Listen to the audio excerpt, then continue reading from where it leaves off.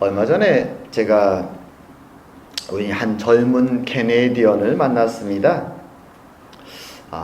그 사람의 이야기를 들으면서 참 인생이라는 것이 역시 우리의 뜻대로 참 되는 것이 아니구나 하는 것을 깨달았습니다. 이제 30도 채 안 된 이 사람인데 어린 나이에 남미 지역에서 이민을 와서 열심히 살아갑니다. 아주 열심히 사는 것을 좋아하는 사람입니다. 코로나가 있기 전에 이 사람 직업은 이발사였습니다. 이발사. 자기 나름대로 이발사의 스킬을 아주 자랑하고 저한테 사진도 여러 장 보여주더라고요. 사실 민족마다 남자들도 헤어스타일이 다 다르고 또 수염을 기르는 스타일도 다른데 자신이 얼마나 그것을 멋지게 깎아서 손님을 유치했는지 이렇게 자신의 직업을 자랑스러워했고 수입도 굉장히 많았습니다. 그리고 이쁜 여자친구도 있고 결혼도 계획하고 자신의 인생이 이렇게 자신이 열심히만 살면 모든 게 다 잘 될 거라는 꿈속에 살아가던 친구인데 갑자기 코로나가 터졌죠.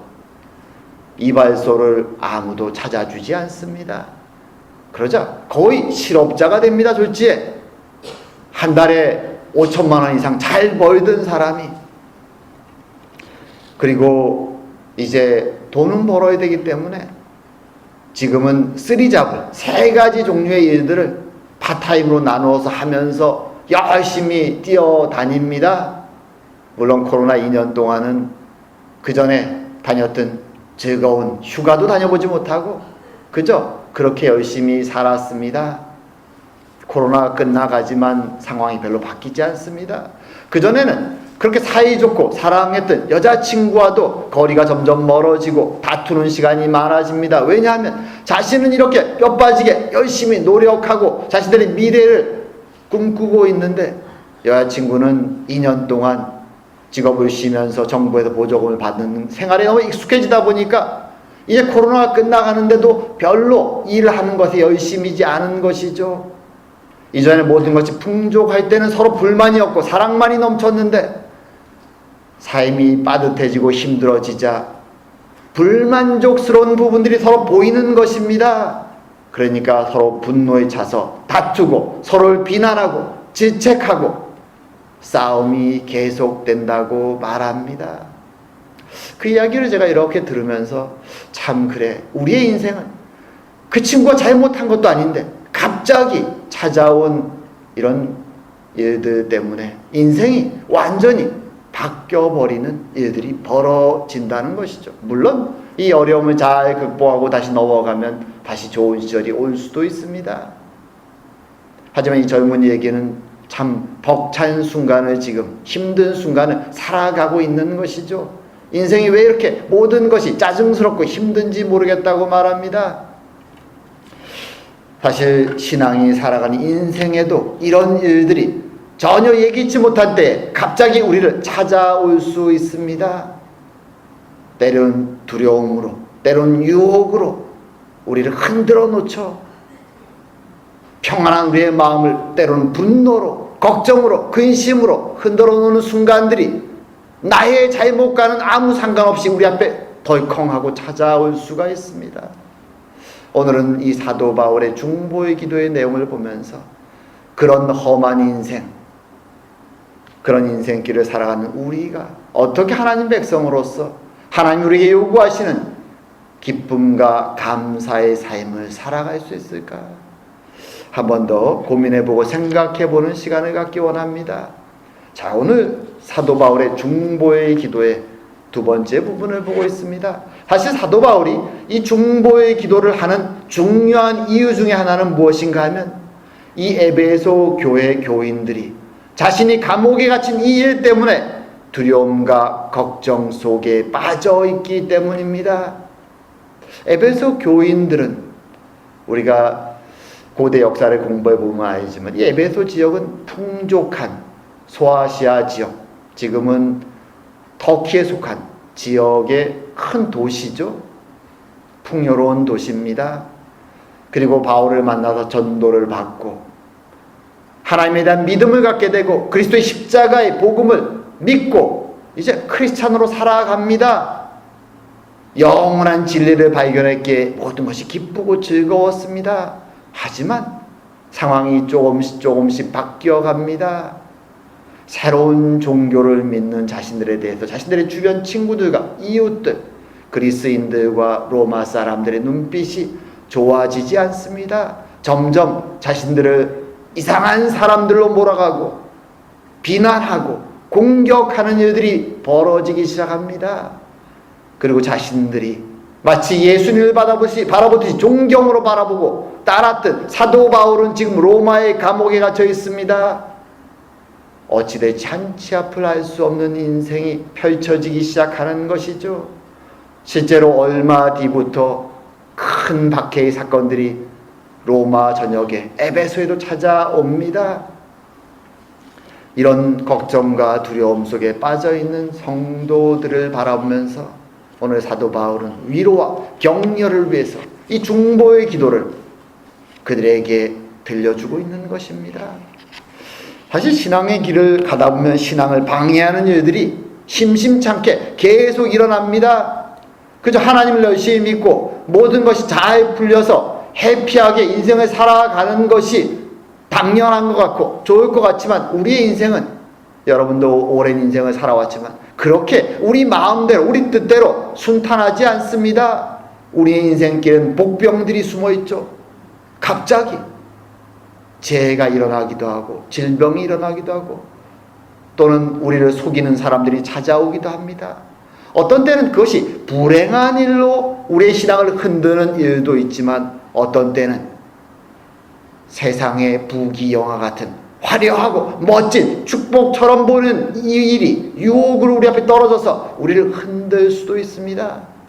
마치 옛날 이야기에 나오는 그 해와 구름이, 바람이 서로 옷을 벗기려고, 한 사람이 나그네 옷을 벗기려고 막 서로 경쟁하는 이야기와 비슷하죠.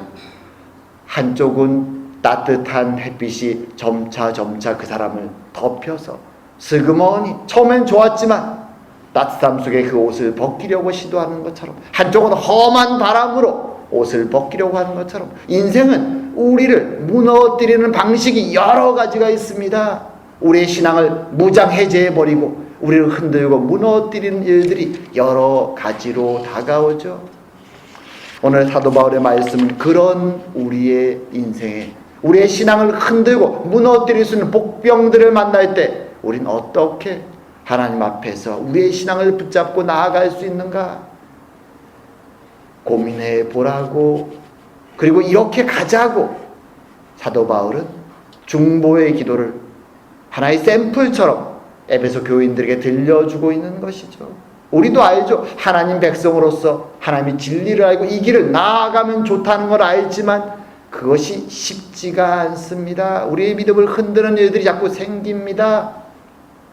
사도 바울은 그들에게 지난주에 우리가 살펴본 것처럼 처음에 그들의 시선을 자신들을 유혹하거나 두렵게 하거나 근심 걱정으로 만드는 세상에서부터 우리의 시선을 하나님 아버지로 돌리죠. 우리에게, 아니 천하 만물 모든 생명에게 이름을 주신 생명의 근원 되신 아버지, 역사의 처음이 되시고 역사의 끝이 되시는 우리를 향한 계획을 가지고 계신 그 아버지에게 무릎을 꿇고 기도하자라고 말씀하시죠. 그리고 두 번째로 아버지의 영, 성령의 힘과 은혜를 구하자. 우린 연약하지만 성령의 은혜를 구하자라고 기도합니다. 그리고 세 번째로 성령의 은혜로 속사람이 변화되지 이제는 그리스도의 거하시는 집으로 우리의 사람을 변화시키자라고 말하죠. 하나님께 기도하고 성령의 도우심을 구하고 그리고 더 나아가서 그리스도의 집으로, 거하시는 집으로 변화된 사람으로 살아가자라고 권면합니다. 그럼 어떻게 그리스도가 우리 안에 계속 거할 수 있는가? 그것은 흔들림 없는 뿌리를 세상의 집이 깊이 뿌리 박는 것처럼 하나님의 사랑, 그리스도의 사랑에 우리의 집의 뿌리를 박자. 그러면 흔들림 없이 우리는 그리스도를 모시고 세상 속에 살아갈 수 있다 라고 지난주에 말씀하신 이 중보기도의 앞부분에서 사도 바울은 기도합니다. 그런데 이제 후반부에 가면 사도 바울은 그럼 그 사랑 속에 뿌리 내린 집, 그리스도가 거하시는 그 집, 그 사랑을 우리가 어떻게 붙잡고 계속 나아갈 수 있는가? 왜냐하면 인생은 1년이나 수년에 끝나는 것이 아니라 길기 때문이죠. 신앙의 길은 깁니다. 우리를 찾아오는 풍파도 한두 번으로 끝나지 않죠. 그러기에 사도 바울은 우리가 그 뿌리 내린 하나님의 사랑, 그리스도의 사랑을 움켜쥐고 더 깊이 알아야 된다라고 말하는 것입니다. 자, 그리스도의 사랑을 움켜쥐고 사랑을 더 깊이 알기 위해서 어떤 것이 필요한가? 여기서 사실 중요한 전제 조건이 하나가 있습니다. 많은 신앙인들이 실수하기 쉬운 한 가지가 있죠. 그것은 무엇인가 하면 이 사랑이라는 것, 사랑을 알아가는 것, 이 사랑의 실체는 나의 의지나 나의 열심이나 나의 지식이나 나의 확신이나 나의 하나님을 향한 그 열정과 사랑이 아니라는 것이죠. 우선되는 것은 거기에 무게중심이 있는 것이 아니라 하나님이 나를 얼마나 사랑하시는가, 예수님의 사랑이 얼마나 깊고 큰 것인가, 그것을 알아가는 것이 우리의 신앙의 충만함과 은혜 풍성함에, 그리고 계속 그 길을 가기 위한 가장 중요한 핵심이라는 것입니다. 우리가 많은 경우 이것을 놓칩니다. 우리는 하나님 앞에서 우리의 열심을, 우리의 확신을 확인받기 위해서 우리 한국 사람들이 많이 하죠. 산에 가서 기도도 합니다. 기도원도 찾아갑니다. 부흥 집회에 가서 은혜를 부르짖습니다. 뭔가 내 안에 내가 움켜쥘 수 있는 확신과 뜨거운 열정과 은혜를, 때로는 성령이 주시는 은사를 기대하기도 하죠. 방언과 예언과 통변의 은사를 놓고, 또는 치유의 은사를 놓고 사람들이 기도하기도 합니다. 뭔가 내가 움켜쥐고 싶어하는 나의 확신과 나의 사랑, 그리고 그런 은혜를 받았다고 하는 사람들은 그래서 그것을 얻은 다음에 그들의 모습은 교만해지기가 쉽죠. 내가 가지고 있으니까. 하지만 오늘 주님께서 이 사도 바울의 기도를 통해서 우리에게 보여주는 믿음의 가장 중요한 본질은 내가 중심이 아니라 하나님의 사랑이, 그리스도의 사랑이, 내가 감당할 수 없는 그 사랑이 너비와 길이와 높이와 깊이가, 그것이 얼마나 풍성한 것인지를 알아가는 것이 믿음의 가장 중요한 핵심이다. 그것을 알아가야 된다라고 우리에게 말씀해 주는 것이죠. 그리고 그렇게 그 하나님의 사랑을 알아가는 데 있어서 몇 가지 조건들이 있습니다. 첫 번째는 18절에 얘기하는 것처럼 모든 성도와 함께 이 하나님의 사랑, 그리스도의 사랑을 알아가야 된다라고 말하죠. 모든 성도와 함께. 우리는 흔히 신앙을 굉장히 개인적인 것이라고 생각할 때가 많습니다. 그리고 하나님의 비밀을 아는 것도 나 개인의 깨달음이라고 생각할 때도 많죠. 사실 고대 종교, 아니 오늘날도 많은 종교들에 있어서 신의 비밀을 아는 것은 굉장히 특별한 은사나 특별한 능력을 가진 사람들에게 제한된다 라고 생각하는 경향이 대부분의 종교에 있습니다. 그래서 종교인들은 그런 신비를 지닌 사람들이라고 생각하죠. 하다못해 한국의 무당들을 왜 찾아갑니까? 무당은 한국에만 있는 것이 아니라 여기에도 있죠. 사이키라 그래서. 왜 그들을 찾아가냐면 그들이 신의 특별한 비밀을 아는 자들이라고 생각하기 때문에. 고대에도 그랬습니다. 제사장 계급들, 그들은 특별한 신의 비밀을 소유했다고 생각하기 때문에 사람들은 그들을 존경했고 그들을 가장 높은 계급으로 쳤죠. 인도에 가도 그들의 사회 계급에서 가장 높은 브라만 계급이 바로 종교인들의 계급입니다.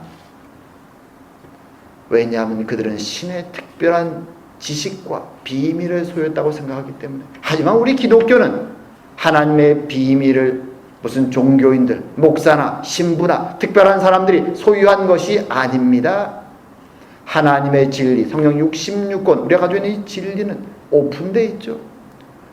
선지자와 사도는 단지 하나님의 그 진리를 일반 하나님의 백성들에게 전달하는 통로로 사용되었을 뿐입니다. 열심히 받으면 전하는 것이 그들의 사명입니다. 그것을 움켜쥐고 나는 비밀을 가지고 있는 자야.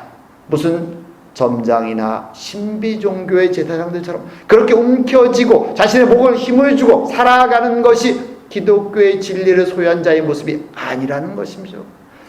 선지자가 되었든 목사가 되었든 사도가 되었든 하나님의 비밀을 알면 그것은 당장 나가서 전해야 되는 것이 그들의 사명입니다. 우리에게는 숨겨진 비밀이 없습니다. 그리고 우리에게 주어진 비밀, 복음, 하나님의 사랑, 그것을 이제 모든 성도가 다 각자의 사명이 그 복음을 가지고 하나님의 사랑을 향해서 나아가는 것이죠. 그래서 더 깊이 더 잘 이해하기 위해서 나아가고 그것을 전하는 것이 모든 성도들이 함께 해야 될 사명인 것이죠. 오늘 그래서 사도 바울은 모든 성도와 함께 이것을 해나가야 된다라고 우리에게 말씀해 주는 것입니다. 그것이 기독교의 특징이죠. 비밀이 없습니다. 이미 우리가 그 계시의 비밀을 모두 소유하고 있죠. 자, 그럼 우리 모두가 함께 알아가야 될 하나님의 사랑, 그것은 과연 어떤 것인가? 오늘 본문 18절에 제가 띄우는 말씀에 보면 그렇게 얘기하죠. 지식에 넘치는 그리스도의 사랑을 알고. 이게 사실 약간 오해될 수 있는 본문인데 번역을 틀리게 한 것은 아닌데 잘못 읽으면 오해될 수 있습니다. 지식에 넘친다라는 말, 사실 이 말은 정확히 의미하면 지식으로 다 알 수 없는, 지식을 넘어서는, 지식으로 다 채울 수 없어서 넘치는 것입니다. 영어로 그래서 surpass라는 표현을 쓰죠. 지식을 넘어서는 너무나 큰 하나님의 그 사랑을 아는 것, 그것에 모든 성도가 함께 나아가야 된다고 말하는 것이죠. 우리가 하나님의 사랑을 어떻게 알 수 있을까? 하나님의 사랑을 어떻게 더 마음에 깨닫고 그 사랑을 깊이 들어갈 수 있을까? 라고 생각할 때 사람들은 그것을 알기 위해서 성경을 막 백독해야 된다, 성경을 열심히 읽고 지식을 얻으려고 하는 경우도 많습니다. 때로는 하나님을 영적으로 만나서 신비한 어떤 경험을 통해서 그 지식을 소유하려고 하는 경우도 있습니다. 하지만 중요한 것은 하나님의 사랑이라는 것은 단순한 지식이 아니라는 것이죠. 비밀스러운 지식이 아니라는 것입니다. 그것을 넘어서는 것이다 라는 것이죠. 여기에는 하나님의 주신 진리의 말씀을 가지고 머리로가 아니라 우리의 마음으로, 삶으로 깨닫고 경험하면서 나아가는 하나님의 사랑을 우리가 알아야 된다라고 말하는 것입니다. 흔히 우리가 이런 생각하죠. 사실 우리가 캐나다에 와서 영어 배울 때도 이것을 많이 경험합니다. 책으로 배운 영어, 실제로 와서 써먹으려고 그러면 내게 아니라는 것을 깨닫죠. 아무리 독해를 잘하고 단어를 많이 알아도 외국 사람을 딱 만나면 그 사람이 뭐라고 막 떠들면 하나도 귀에 들리지가 않습니다. 귀가 뜰펴야 되죠.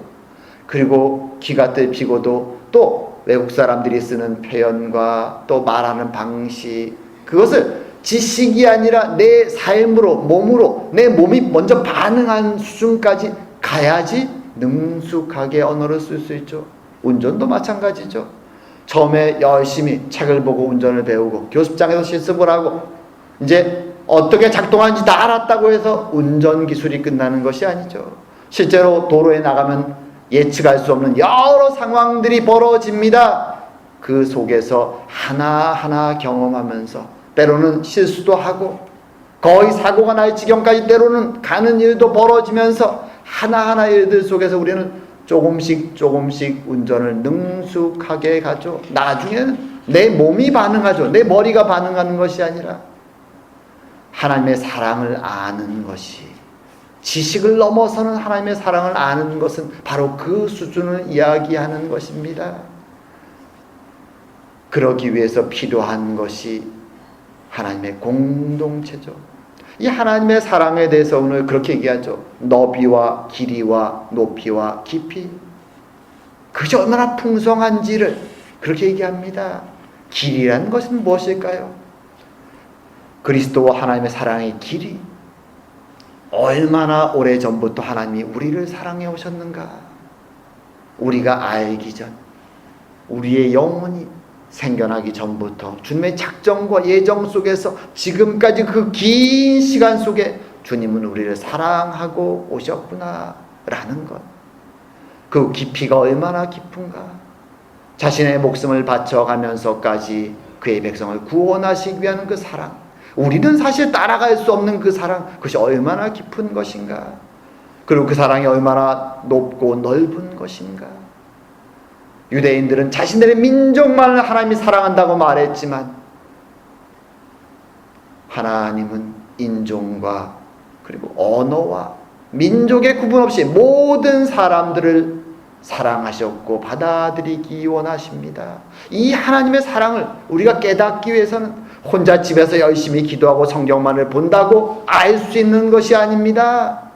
그저 1년 동안 열심히 정말 물만 먹고 기도한다고 이것을 깨달아지는 것이 아닙니다. 그래서 주님은 교회라는 하나님의 공동체를 이 땅에 세워주신 것이죠. 함께 모이면 그 속에서 우리는 알게 되죠. 내 사랑이 얼마나 이기적인지, 내가 얼마나 교만한지, 내 사랑이 얼마나 작은 것인지. 우리가 하나님 말씀 앞에서 공동체로 모일 때 우리는 우리의 모습을 발견하게 됩니다. 너무나 다양한 사람이 모이기에 때로는 나는 교만해지기도 하고 때로는 어떤 사람들을 차별하기도 하는 내 모습을 우리는 발견하게 됩니다. 그래서 하나님의 사랑이 얼마나 넓은지, 얼마나 긴지, 얼마나 깊은지, 얼마나 높은지 하는 것은 공동체로 모여서 다투고 싸우고 때로는 시기하고 질투하고 무너지고 눈물을 흘리고 하는 그 과정 속에서 우리가 그 내 모습을 적나라하게 하나님 앞에 내어놓을 때 회피하지 않고, 어떤 사람은 그렇죠. 자신이 마음에 다친 마음을 공동체로 모여서도 돌아보지 않습니다. 나는 하나님의 비밀을 소유하고 하나님의 영적인 지식을 알고 하나님의 큰 사랑을 나만큼 하는 사람이 없다라고 마음을 닫아가 울고 사람들을 외면하고 무시하고 살아간 그런 사람도 굉장히 교회에 많습니다. 하지만 그것은 오늘 기도에서 말하는 하나님의 사랑을 아는 자의 모습이 아니죠. 주님은 함께 모으셔서 이 안에서 세상을 살면서 상처받고 힘든 영혼도 있고 때로는 세상에서는 가장 자랑스럽지만 그럼에도 불구하고 하나님 앞에 나왔을 때 겸손해지는 참으로 아름다운 사람의 모습도 있고 다양한 사람들의 신앙의 모습을 함께 모이게 하시고 그 안에서 함께 한 사람이 단독으로 달려나가는 것이 아니라 함께 손을 붙잡고 한 걸음씩, 때로는 반걸음씩, 때로는 반걸음 후퇴했다가 또 앞으로 나갈 수 있는 사랑의 공동체를 주님은 우리에게 허락해 주신 것입니다. 그 과정 속에서, 그 인생 속에서 5년, 10년, 20년 세월이 흘러갈 때 때로는 상처도 있고 아픔도 있고 때로는 실망도 하고 낙담도 되지만 하나님의 사랑이 어떠한 것인지 우리의 부족함을 깨달을 때, 하나님 앞에서 비교될 때 우리는 하나님의 사랑이 얼마나 넓고 깊고 큰지를 점점 더 알게 되죠. 그리고 그렇게 사랑에 대한 이해가, 지식이 더욱더 커갈 때 오늘 사도 바울이 말한 것처럼 충만이 무엇인지를 조금씩 알아가죠. 사도 바울은 마지막 기원을 이렇게 하죠. 하나님의 모든 충만하신 것으로 너희에게 충만하게 하시기를 구하노라. 어떤 면에서 우리가 냉정하게 바라볼 때 사도 바울이 우리를 지금 인도에 가기 원하는 이 신앙의 스텝은 사실은 너무 높아서 우리는 저렇게까지 내가 갈 수 있을까? 어떻게 하나님의 충만을, 그 깊은 사랑을 내가 쫓아갈 수 있을까? 너무나 까마득해서 도저히 갈 수 없다라는 고백이 솔직히 나온 것이 사실입니다. 그럼에도 불구하고 사도 바울은 하나님의 충만을 얘기하면서 마지막 20절에 가면 이렇게 찬양하죠. 우리 가운데서 역사하시는 능력대로 우리가 구하거나 생각하는 모든 것에 더 넘치도록 능히 하실 이에게 교회 안에서와 그리스도 예수 안에서 영광이 대대로 영원무궁하기를 원하노라. 사도 바울은 이것이 어려운 것임을 알고 있습니다. 그럼에도 불구하고 이미 그것을 성취하실 하나님을 바라보며 찬양을, 영광을 올리고 이 기도를 끝을 맺습니다. 왜냐하면 그 완성은 하나님이 반드시 그의 나라에서 이루실 것을 알기에 이 땅을 살아가는 동안은 연약하기에 넘어지고 쓰러지고 하나님의 사랑을 알지만 따라가지 못하기에 낙담하고 상처받고 살아가는 것이 우리 연약함을 알면에도 불구하고 우리는 할 수 없지만 그것을 이루실 하나님의 사랑을 알기에 사도 바울은 성도들을 격려하고 이 길을 가자고 말하며 한 걸음 한 걸음 나아가자고 말하며 하나님을 찬양하며 이 기도를 끝낼 수 있는 것입니다. 우리는 할 수 없지만 하나님은 그의 약속을 반드시 이루실 것이기 때문입니다. 그의 나라의 영광을 우리가 모두 함께 갈 그 하나님 나라의 영광을 바라보면서 사도 바울은 이렇게 찬양하는 것이죠. 우리가 구하거나 생각하는 모든 것보다 더 넘치도록 능히 하실 그분에게 영광을 돌리자라고 기도를 마치는 것입니다. 이제 말씀을 맺어갑니다. 세상을 살아가는 인생은 참으로 우리 뜻대로 되지 않습니다. 예기치 못한 복병이 갑자기 나타나서 나의 평화로운 마음에 나의 감사하는 신앙생활을 바닥으로 떨어뜨리고 걱정과 근심과 불안으로 우리를 몰고 갈 때가 있습니다. 때로는 모든 것이 순탄한 가운데 우리를 또 하나님을 떠나서 세상으로 보내버리는 경우도 있습니다. 많은 것들이 우리를 흔들려고 합니다. 하지만 그럼에도 불구하고 사도 바울은 우리에게 자신은 심지어 감옥에 있으면서도 불구하고 명확하게 다시 한번 말씀해 주시죠. 하나님 아버지를 기억하고 성령의 은혜를 구하며 그리스도와 함께 내주하심을 살아가라. 그리고 무엇보다 그 하나님의 그리스도의 은혜의 사랑을 붙잡아라. 그것으로 충만해지라고 우리에게 말씀해 주십니다. 너희들은 할 수 없지만 하나님은 그것을 이루실 것이다. 그의 나라를 바라보라고 말합니다. 세상 속에서 지치고 살아가는 우리들, 그 은혜를 붙잡고 오늘도 우리의 영혼은 지치고 노쇠져 가지만 우리 육신은 지치고 노쇠져 가지만 우리 영혼은 주님 앞에서 더더욱 힘있고 은혜로 기쁨으로 넘치는 삶을 살아가는 우리 모두가 되기를 주의 이름으로 축원드립니다. 기도드리겠습니다. 사랑과 은혜의 하나님 아버지, 오늘도 우리의 연약함과 부족함을 아시고 우리를 기도하시며 우리를 격려하시며 십자가에서 주신 그 은혜를 우리 마음속에 품게 하시고 주를 따라 이 길을 걸어가게 하시니 감사드립니다.